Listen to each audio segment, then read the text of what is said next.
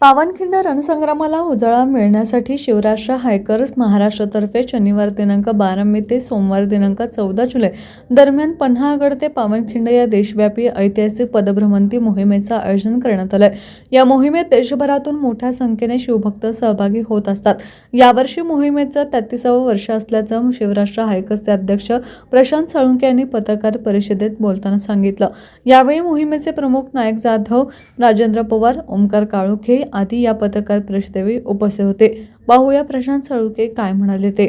नमस्कार, माझं नाव प्रशांत साळुंखे, शिवराष्ट्र परिवार महाराष्ट्र अध्यक्ष। शिवराष्ट्र परिवाराच्या वतीनं गेल्या 32 वर्षापासून पन्हाळगड पावनखिंड या देशव्यापी मोहिमेचं आयोजन केलं जातं आहे। यंदा ही मोहीम 12, 13, 14 जुलै रोजी आहे। तर या मोहिमेत मी आवाहन करतो की राज्यभरसह देशभरातील आबालवृद्धांनी या मोहिमेत सहभागी व्हावं।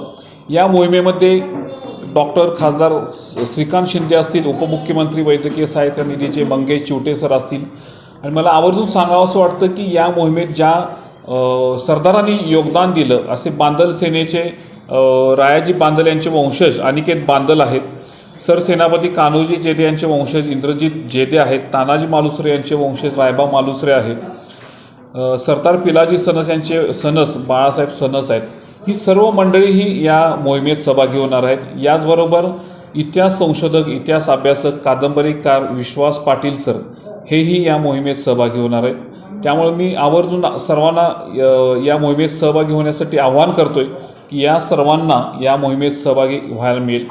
12 जुलै 1660 रोजी जो हा इतिहास घडलेला आहे, हा इतिहास भूगोलामध्ये जाऊन हा इतिहास अनुभवण्यासाठी ही मोहीम खूप महत्त्वाची आहे। तर आपण सर्व शिवभक्तांनी या मोहिमेत सहभागी व्हावं। या मोहिमेत ज्येष्ठ इतिहास अभ्यासक दीपकराव करपे सर आणि भूपाल शेळके यांचं व्याख्यानही होणार आहे। मर्दानी खेळची प्रात्यक्षिकही होणार आहेत। या मोहिमेत सहभागी होण्यासाठी इच्छुकांनी 9 जुलै 2025 पूर्वी सर्वांनी नोंद करावी। या मोहिमेत सहभागी होण्यासाठी ऋतुराज चौगले मोहीम प्रमुख यांचा नंबर आहे 98 90 19 11 54 आणि मोहीम प्रमुख विनायक जाधव यांचा नंबर आहे 95 52 07 59 93।